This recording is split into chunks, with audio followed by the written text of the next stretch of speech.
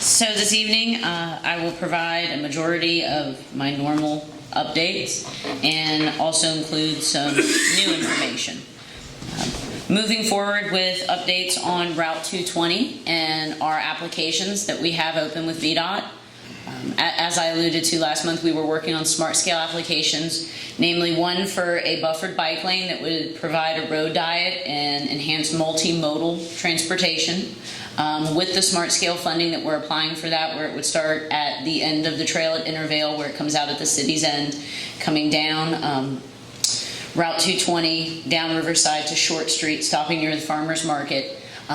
What we are asking for is full VDOT funding of that. We may look at some local funds just for, trailhead signage right at the farmer's market lot kind of thing for park and ride scenario. That has been successfully submitted to VDOT. They've acknowledged receipt.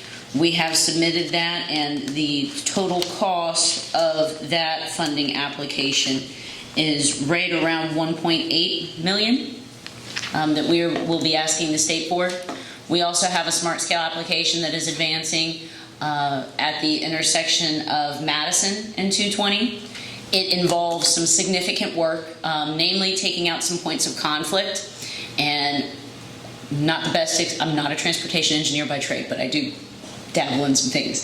So taking out some points of conflict, namely with some of how you have the turn-ons to 220 from side residential streets, as well as when you have the approach from Route 18 to 220, the amount of blacktop that is visible there, closing some of that in to then make turning easier and queuing it up further, especially for the commercial traffic, and focusing on ingress and egress in that area to create better traffic flow, so you don't have folks cutting across 4 lanes and a logging truck just magically happens to be coming up a hill that you can't see from line of sight. And it's important to note we'll have Timmons here next week, one of the transportation engineers from there, and they will actually go through the visuals and everything that we're asking the state to fund. That application in of itself is about $2 million for those improvements. It's sidewalk extensions, it's some enhancements to just traffic flow, some median improvements. I know years ago we had grass median there, we moved to concrete median, trying to figure out, do we need to widen the median, do we need to close the cut-throughs in the median in certain places just based on what we're seeing with traffic conflicts, right? Because that was a hot spot in our road safety audit.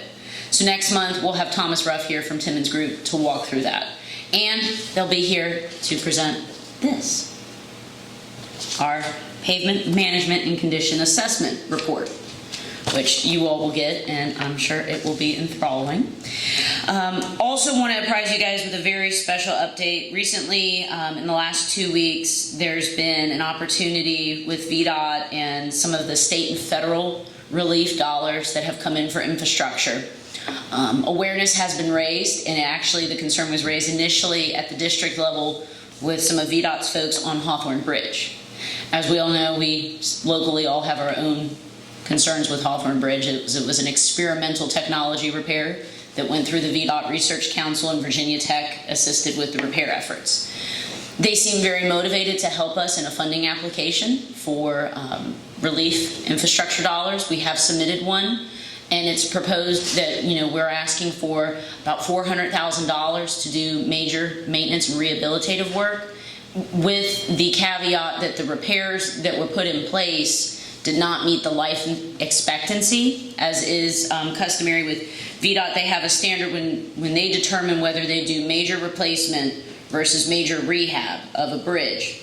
It's based on cost and how long the life expectancy of that asset could be stretched, right? So if we do major maintenance, is it only going to get us 5 years, versus if we do total replacement of a bridge, we'll get another 50 to 75, right? So we've only reached about 16 years, and the life expectancy was expected to be about 20. So if we leave it unaltered with any major maintenance, we can face similar issues that we have with RAM with regards to reduced load rating, because one, it's already has its challenge as a single lane bridge, but the load rating could be impacted. So we've submitted a emergency funding application, and when I say emergency, it just means that there's new funds that became available, and there was a very small window, and That small window is primarily because the Commonwealth Transportation Board is starting to begin its planning meetings, so we wanted to get that in the queue. So we're very optimistic and hopeful, especially with the support we've seen from the district level on that.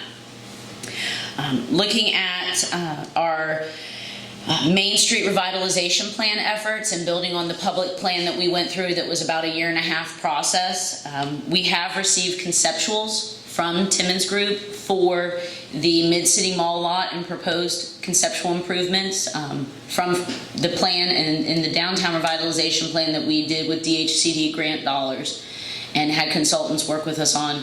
There was recommendations on some aesthetic improvements, more greenery, having a shade structure or some kind of public gathering space. So we've received that, and pleased to report that so far from the conceptual, there's no major impact to parking. There still will be in the proposed proposed design and improvements 72 parking spaces, which is ample and adequate for what is even there now. Also got the same for our proposed pocket park behind the Love sign. Also moved away from, in our downtown plan, it initially had mentioned things like, splash pad or water feature.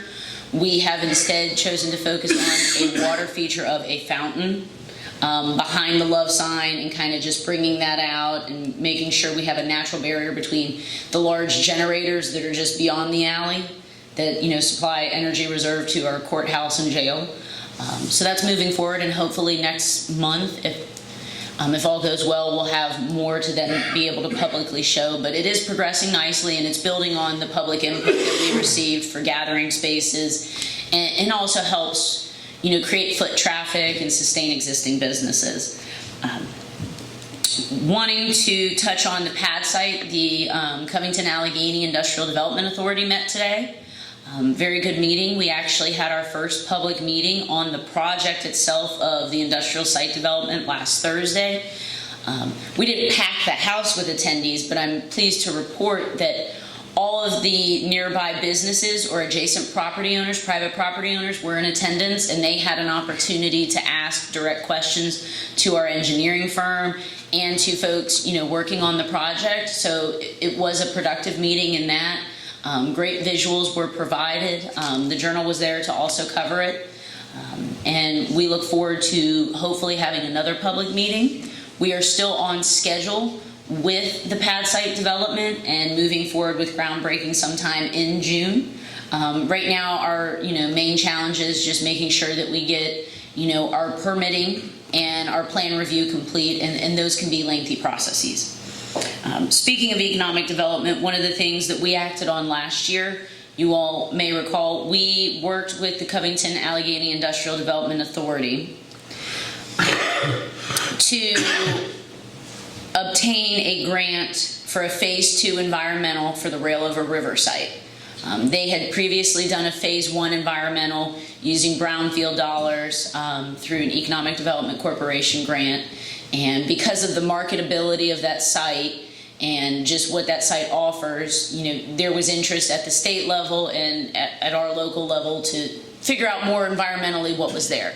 Very pleased to report overall from the environmental Phase 2 that there is nothing that has been found that prohibits any of the private property owners' proposed master plans or anything that the EDC has looked at as far as in its business planning efforts of what that site could hold as far as potential redevelopment. So even though it was used for heavy industrial use, there are no glaring hazardous barriers to redevelopment of that site, whether it's done publicly or privately. So that is good news because it's a large commercial site. Transitioning some to budgetary matters, which it's a fun time of year for everyone, isn't it, when we get into that. As you all recall, probably it was last month, I believe, we had Thompson and Litton here to provide an update on our equalization basin. I think that was a very good indicator of where things are going with regards to costs for projects, as well as an indicator for us internally when we're doing our operational planning, cost of providing goods and services. Internally, when we're trying day-to-day, what's cost of doing business. We have had, in that month time span so far, we've had several discussions with Davenport, as well as some discussions with DEQ and especially VRA, who we've worked with for the public financing dollars on that project, to try to determine a path forward to fix the gap, right? It came in several $1 million over our 2018 price tag. Hopefully next month, either at the May 4th meeting, at your work session or regular meeting, we'll have Davenport here to report out on some options that VRA will be able to offer us. One of the challenges we've had right now with DEQ is they've been telling localities they weren't really willing to assess additional funding until they saw that, you know, all of the local federal relief dollars were being programmed.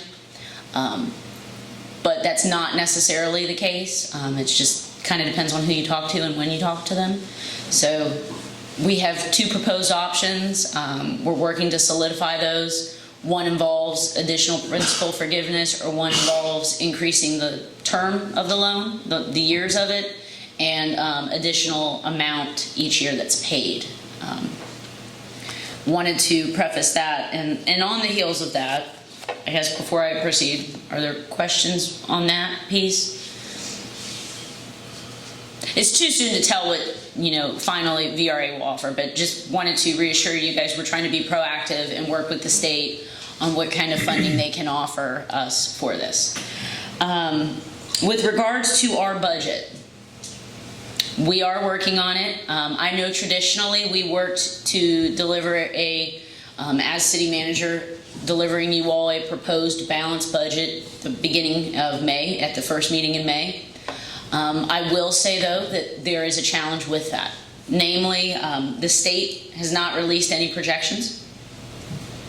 And we're also in the same boat as the county in that they're still scrambling. In fact, we actually got shared services numbers, you know, for things like social services, sheriff's office, those kinds of things on Monday. So we are behind the 8 ball with some of that.